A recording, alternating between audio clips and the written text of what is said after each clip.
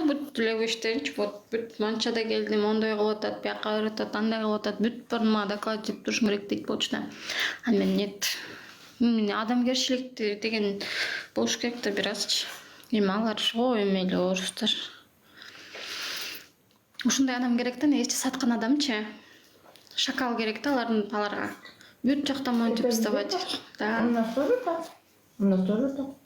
А шакал боло албай калсаң, жакпай каласың. Начинаю хавать же. У нас тоже так. У нас начальство хорошо относится, тот, кто шестерка доносит. Камера нет у вас, как обычно они хавают у нас. Кандай жумуштан нерв чийилмек.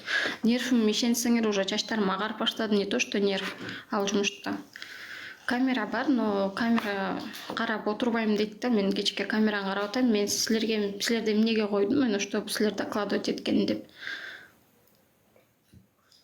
Орусча 30% билет экенсиң дейт. Полный эле орусча сүйлөмөкмүн. Просто мен аудиториямдагы бар да.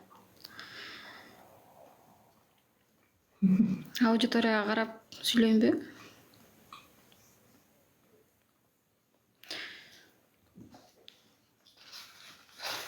Каждый судит по себе. Да.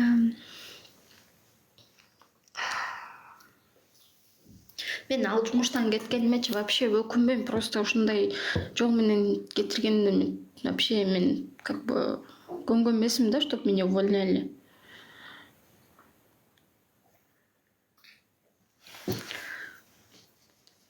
Орусча сүйлөй албайт экенсиң дейт. И что? А? И что из этого? Что? Что ты там на русском не общаешься? Же орусча сүйлө, же кыргызча сүйлө дейт. Кыргызча сүйлөсөм орусча биякта сүйлөшүм керек болот. Орусча жазгандарга орусча сүйлөшүм керекпи?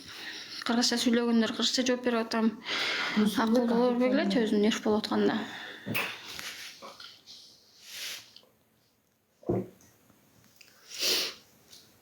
Кадырыңа күйүпсүң дейт.